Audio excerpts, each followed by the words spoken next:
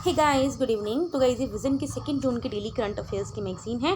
तो चलिए हम आज की फर्स्ट न्यूज़ पढ़ते हैं। That is the Supreme Court sets aside National Green Tribunal order says tribunal subordinate to the high Court. तो गाइस ये जो हमारी न्यूज़ एनवायरनमेंट में कवर होगी, देखो गाइस सिंपल बात क्या है। देखो क्या है, जो एनजीटी है उसने कुछ ऑर्डर दिया होगा और कुछ ऑर्डर हाई कोर्ट ने दिया होगा। ठीक है, दोनों के जो ऑर्डर्स होंगे वो क्या होगा, मतलब ये कॉन्ट्राडिक्ट कर रहे होंगे। एनजीटी ने कुछ और ऑर्डर दिया होगा, हाई कोर्ट ने कुछ और ऑर्डर दिया होगा। तो सुप्रीम कोर्ट ने बोला है कि अगर एनजीटी और हाई कोर्ट के ऑर्डर में देखें तो हाई कोर्ट का ऑर्डर हम क्या करेंगे, उसको हम प्रेफरेंस देंगे, बिकॉज जो हाई कोर्ट है वो ऊपर है। ठीक है, और जो ट्रिब्यूनल्स हैं वो हाई कोर्ट से नीचे आते हैं। ठीक है, तो सिंपल बात ये है। ठीक है, अभी क्या है, एनजीटी ने क्या बोला था कि विशाखापट्टनम के ऋषिकोंडा हिल्स पे कुछ कंस्ट्रक्शन वर्क होना था, उसको बैन किया था। ठीक है, और इसमें सुप्रीम कोर्ट ने बोला है कि एनजीटी क्या है, subordinated to the high court in so far as territorial jurisdiction is concern. ठीक है, तो उसके जो एनजीटी का जो भी ऑर्डर आया था उसको परे रख दिया। फाइन, अगर कहीं पे भी, जैसे अब एनजीटी ने भी ऑर्डर दिया, हाई कोर्ट ने भी ऑर्डर दिया, अगर दोनों के ऑर्डर्स में कन्फ्लिक्ट हो रहा है तो जो कॉन्स्टिट्यूशनल कोर्ट्स है, मतलब जैसे हमारा हाई कोर्ट हो गया या सुप्रीम कोर्ट हो गया या फिर डिस्ट्रिक्ट कोर्ट हो गया, तो उनके ऑर्डर्स को क्या मिली जाएगी, प्रेफरेंस की जाएगी, ना कि स्टैट्यूटरी ट्रिब्यूनल्स के। ठीक है, तो ये मान बात थी। इससे पहले भी क्या हुआ था, L Chandra Kumar versus union of India case हुआ था 1997 में। तब सुप्रीम कोर्ट ने रूल किया था कि जो ट्रिब्यूनल्स के ऑर्डर हैं under article 323A and under article 323B of the constitution, वो they are subjected to the writ jurisdiction of the high court. Fine, अब ट्रिब्यूनल्स और कोर्ट के बीच में क्या डिफरेंस है ये आपको पता होना चाहिए, पॉलिटी में हमने पढ़ा हुई है। देखो, ट्रिब्यूनल्स को एस्टेब्लिश किया जाता है बाय कॉन्स्टिट्यूशन या पार्लियामेंट के एक्ट्स के द्वारा, जबकि high court by constitution of India only. ठीक है, आप किसी भी पार्लियामेंट के एक्ट के द्वारा हाई कोर्ट्स को एस्टेब्लिश नहीं कर सकते। पर्पस किया है ट्रिब्यूनल्स का, to resolve any disputes and complaints on specific matter. High court का क्या है, वो मेनली लोअर ऑर्डर को मेंटेन करता है और सिविल और क्रिमिनल केसेस के डिसीजंस को बताता है। प्रोसीजरल कंप्लायंस क्या है, ये स्पेसिफिक प्रोसीजर जैसे क्रिमिनल प्रोसीजर कोड, इन सबको लेके बाउंड नहीं है ट्रिब्यूनल्स। ठीक है, जबकि हाई कोर्ट्स प्रोसीजरल कोर्ट्स को लेके बाउंडेड होते हैं। मेंबर्स देखा जाए ट्रिब्यूनल्स में कुछ जुडिशियल मेंबर्स भी होते हैं, एक्सपर्ट्स मेंबर्स भी होते हैं उस पर्टिकुलर फील्ड की। ठीक है, जैसे एनजीटी या ग्रीन ट्रिब्यूनल, तो उसमें एनवायरमेंट जो स्पेशलिस्ट हैं वो एक्सपर्ट्स इसके मेंबर होते हैं, जबकि हाई कोर्ट में सिर्फ जुडिशियल मेंबर्स ही इनके मेंबर्स होते हैं।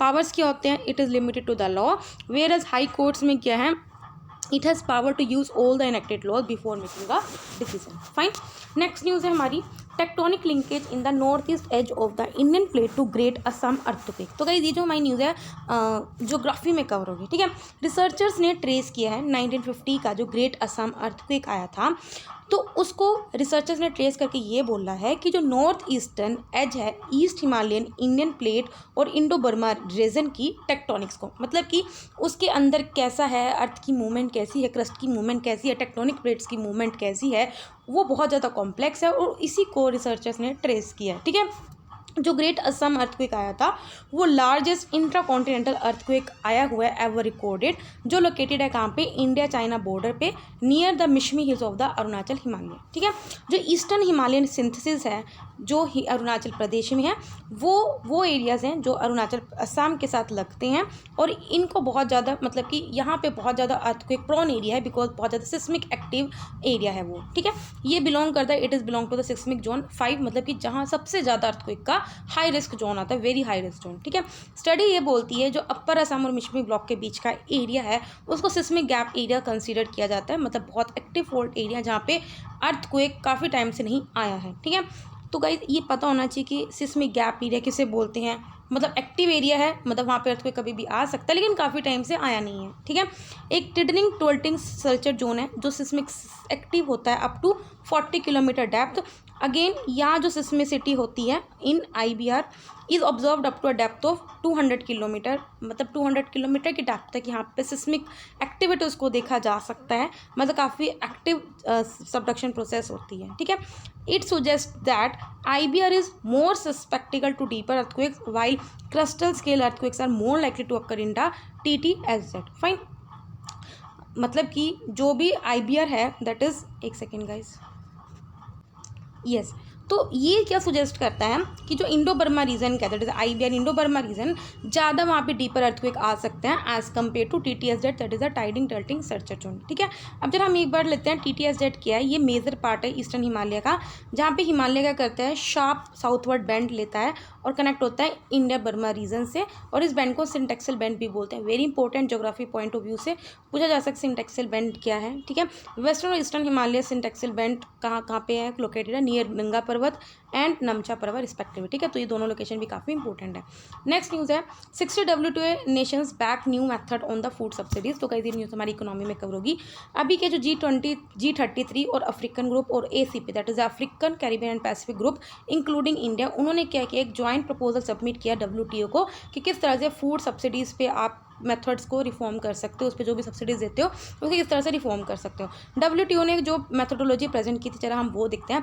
WTO ने बोला था जो भी WTO के मेंबर कंट्रीज़ हैं उसकी जो फूड सब्सिडी बिल होगा वो 10% की लिमिट को नहीं ब्रीच करना चाहिए। मतलब कि जैसे राइस की प्रोडक्शन में अगेन बोला जा रहा है कि इंडिया ने जो सब्सिडी है उसको ब्रीच किया है। ठीक है, ये 10% सीलिंग को हम डी मिनिमस बोलते हैं, मतलब कि मिनिमम अमाउंट ऑफ जो डोमेस्टिक सपोर्ट हमें देने चाहिए अपने फार्मर्स को अंडर एग्रीमेंट ऑन एग्रीकल्चर। ठीक है, लेकिन इंडिया इसको ब्रीच करता रहता है, जैसे राइस पे ऑलमोस्ट। ठीक है, अब ERP कहते हैं, एक्सटर्नल रेफरेंस पीरियड, एक एवरेज प्राइस होता है which is based on the base year of 1986 to 88। ठीक है, अभी तक इसको रिवाइज नहीं किया है, इतने साल बीत गए हैं, डिकेड्स बीत गए हैं।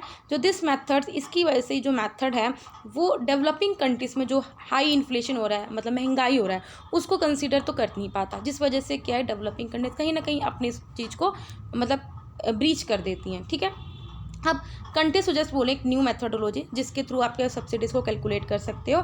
Either account for excessive inflation in the, मतलब कि या तो आप क्या करो, जब आप एक्सटर्नल रेफरेंस प्राइस कंसीडर कर ही रहे हो जो कि 1986 और 88 का आप लेके कंसीडर कर रहे हो, या तो आप उसमें एक्सेसिव इन्फ्लेशन को कंसीडर करो। ठीक है, या फिर आप क्या करो, ये जो रेफरेंस पीरियड है उसको पिछले 5 सालों का लो, ना कि 86-88 पीरियड का। ठीक है, और उसमें फिर आप हाईएस्ट और लोएस्ट एंट्री के प्रोडक्ट को चाहे एक्सक्लूड कर दो। ठीक है, तो ये डेवलपिंग कंट्रीज़ बोले कि आप ये मेथड यूज़ करो, WTO को ये बोलो। ठीक है, इन्होंने ये भी प्रपोज किया है कि जो भी हम फूड ग्रेन को एक्सपोर्ट करते हैं फ्रॉम पब्लिक स्टॉक्स उसको अलाउ किया चाहिए फॉर इंटरनेशनल फूड एड, मतलब कि अगर कहीं पे भी अकाल पड़ रहा है तो फूड एड आप इंटरनेशनल फूड एड या फिर ह्यूमैनिटेरियन पर्पस के। ठीक है, domestic support include the classification of subsidies, मतलब कि अब देखो जैसे हम किसानों को डोमेस्टिक सपोर्ट करते हैं, इसमें सब्सिडी देते हैं, they are classified according to the colour of traffic lights. ठीक है, इसमें सर हम काफ़ी बार पढ़े, ग्रीन बॉक्स होता है, एम्बर बॉक्स होता है, ब्लू बॉक्स होता है। ठीक है, ग्रीन बॉक्स वो सब्सिडीज देते हैं उन प्रोडक्ट्स पे देते हैं जो हमारे इंटरनेशनल ट्रेड को ज़्यादा डिटोरिएट नहीं करता है। ठीक है, एम्बर बॉक्स में क्या करता है, कुछ ज़्यादा सब्सिडी दे देते हैं जिसकी वजह से ये हमारे इंटरनेशनल ट्रेड को बहुत ज़्यादा क्या करता है, मतलब डिटोरिएट करता है। तो ये सबसे बेकार सब्सिडीज होती है एम्बर बॉक्स वाली। ब्लू बॉक्स में भी क्या होती हैं, ये कम ही होती है सब्सिडीज, लेकिन इससे इंटरनेशनल ट्रेड उस लेवल का डिटोरिएट नहीं होता। ठीक है, ये आपको खुद पढ़ना है, हमने पहले भी करा हुआ है। Special and differential treatment box का मतलब क्या होता है, इसमें हम क्या करते हैं, जैसे डेवलपिंग कंट्रीज़ हैं उनको कुछ ज़्यादा स्पेशल मेजर्स दे देते हैं कि हाँ अगर आपको जैसे 5% सब्सिडीज़ हमने दे रखी है, डेवलप्ड कंट्रीज़ को 5% सब्सिडी अलाउड है, लेकिन डेवलपिंग कंट्रीज़ को 10% सब्सिडीज़ अलाउड है।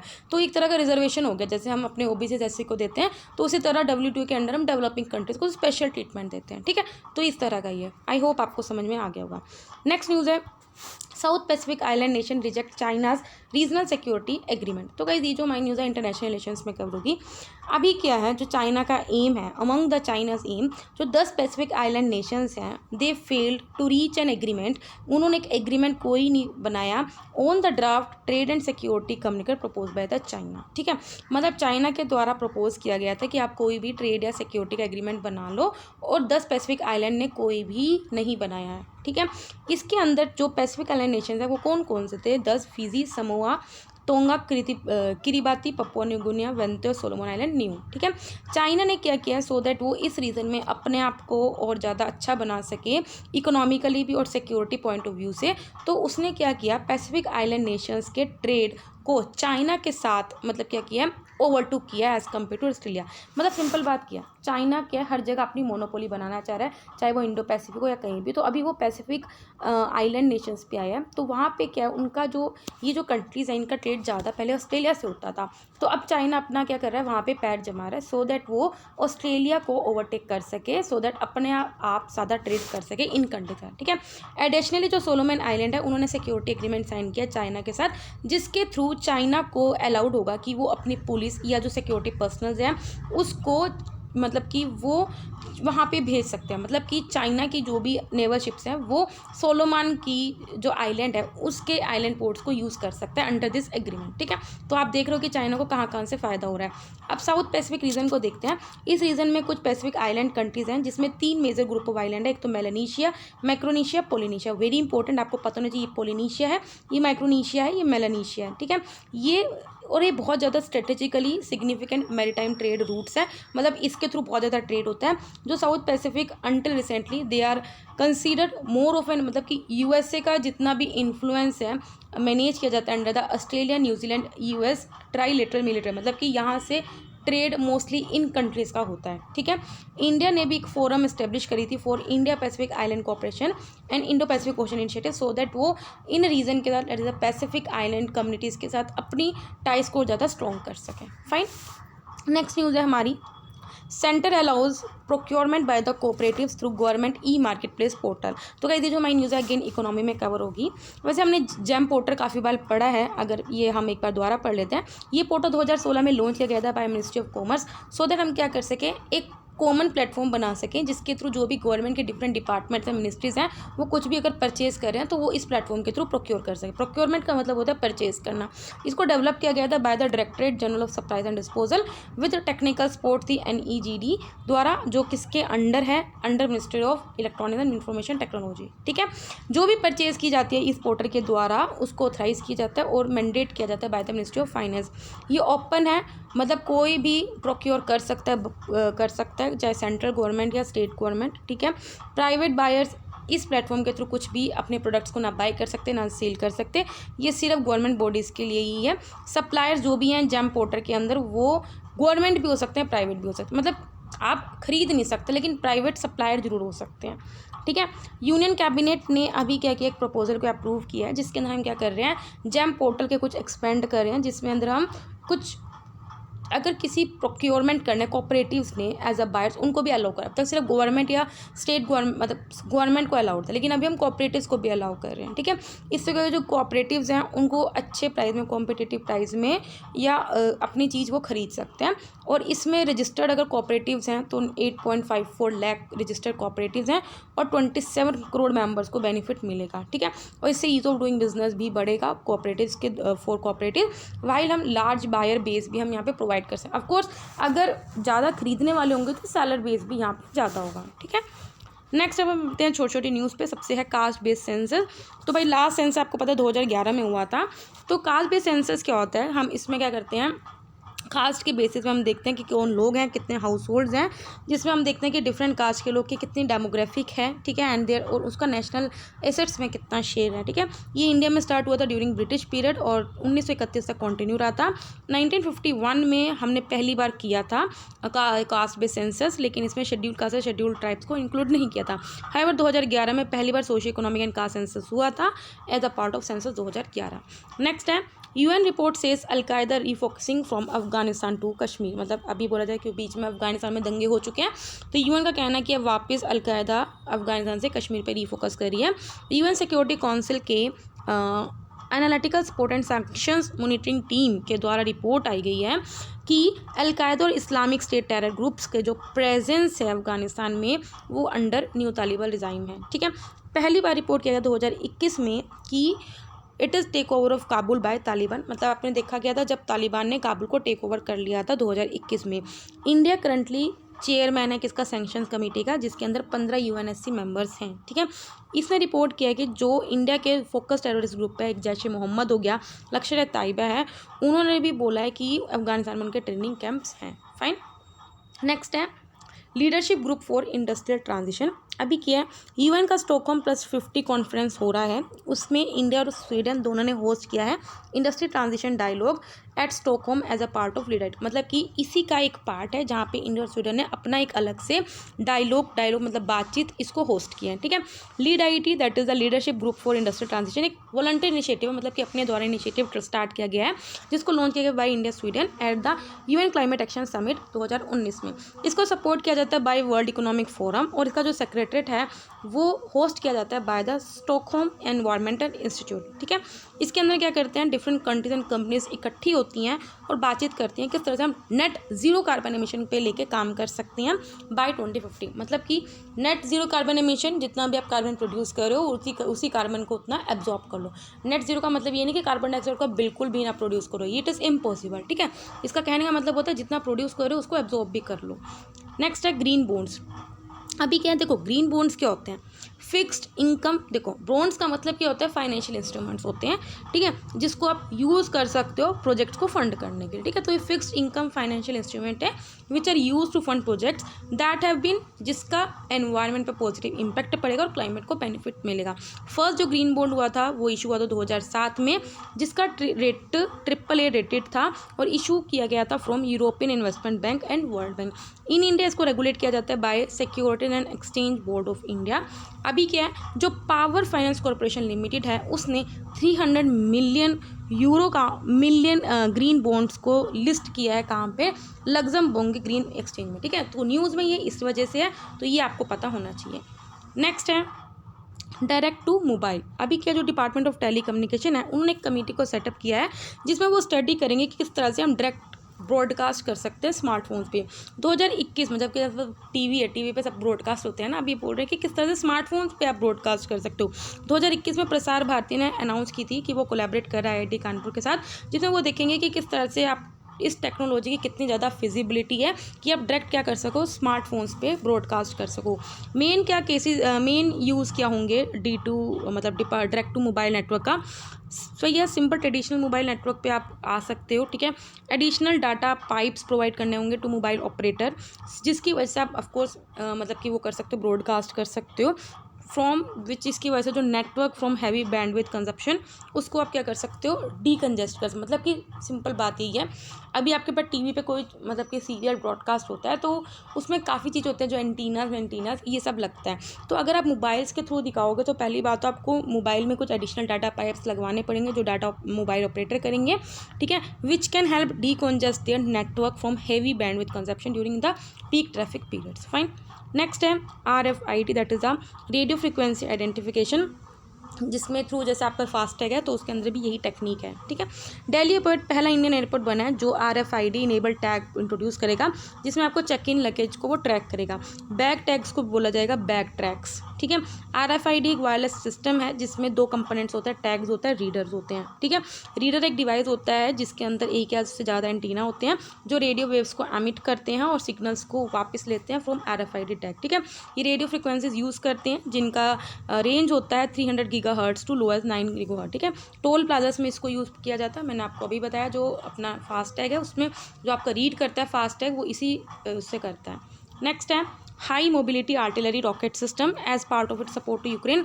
USA ने अनाउंस किया है कि वो अपनी एडवांस मिसाइल सिस्टम हिमारस को बेचेगा, किसको, यूक्रेन को। हिमारस एक long range mobile precision artillery system है जिसको डेवलप किया गया by Lockheed Martin. Fine. Next है NAAC, that is the national assessment and accreditation council. तो अभी इसने प्रपोज किया कि वो कॉलेज लेवल पे एग्जामिनेशन पेपर्स को रीडिज़ाइन करेगा सो दैट जो 10% मार्क्स हैं वो बच्चों को दिया जाए on the evolution of higher order cognition among student, so that हम क्रिटिकल थिंकिंग को डेवलप कर सकें। मतलब जो भी आप सब्जेक्ट एग्जाम दे देते हो तो उसमें इसका कोई लेना देना नहीं होता, तो अभी इसको इंट्रोड्यूस किया जा रहा है और ये की प्रपोजल था under the national educational policy 2020। ठीक है, ये जो बॉडी थी काउंसिल एस्टेब्लिश हुई थी 1994 में एज ऑटोनॉमस इंस्टीट्यूशन। पता होना चाहिए ऑटोनॉमस इंस्टीट्यूशन किसका, UGC का, that is the university grant commission का। ये क्या करता है, जो भी हायर एजुकेशन के इंस्टीट्यूशन को इवैल्यूएट करते हैं उनको ग्रेडिंग भी प्रोवाइड करता है किस किस पैरामीटर पे कि वहाँ गवर्नेंस स्ट्रक्चर कैसा है, टीचिंग और लर्निंग रिसर्च कैसी है। ये क्या करता है, इंस्टीट्यूशन को रैंक करता है A++ से C तक। अगर किसी इंस्टीट्यूशन को D ग्रेड मिला इसका मतलब वो अभी तक एक्रेडिटेशन नहीं दिया गया। फाइन। कुछ प्लेस है न्यूज़ में जरा पढ़ लेते हैं। वाल्मीकि टाइगर रिजर्व, तो जो बिहार का फॉरेस्ट डिपार्टमेंट है उसने एस्टेब्लिश किया है एलिफेंट रेस्क्यू सेंटर, कहाँ पे, वाल्मीकि टाइगर रिजर्व में। ये कहाँ पे लोकेटेड है, it is located in the extreme north eastern and साथ में जो नेपाल के साथ इंटरनेशनल बॉर्डर लगता है इन वेस्टर्न चंपारण डिस्ट्रिक्ट में। जो इस रिजर्व का वेस्ट पार्ट है उसको बाउंडेड किया गया है बाय द गंडक रिवर। ठीक है, बाकी इसके साथ और क्या क्या बाउंड्री लगती है, नेपाल के चितवन नेशनल लगता है नॉर्थ से, ठीक है। और साथ में ये फॉरेस्ट की बाउंड्री लगती है किसकी, सोहागी बवरा वाइल्ड लाइफ सेंचुरी जो यूपी का है, ठीक है। जोग्राफिकल फीचर्स देख लेते हैं। यहाँ पे बहुत ज़्यादा फॉरेस्ट का लार्ज पैच है, ठीक है। तेराई भाबर वेजिटेशन है। It is the only protected area जहाँ पे गोर फाइंड आउट किया जाता है in the Shivalik and Gangetic planes landscape. Fine. तो गाइस यहाँ पे 2 जून के डेली करंट अफेयर्स कंप्लीट होते हैं। वीडियो अच्छी लगे तो लाइक करना, कोई डाउट तो कमेंट करना। तब तक के लिए बाय बाय, टाटा।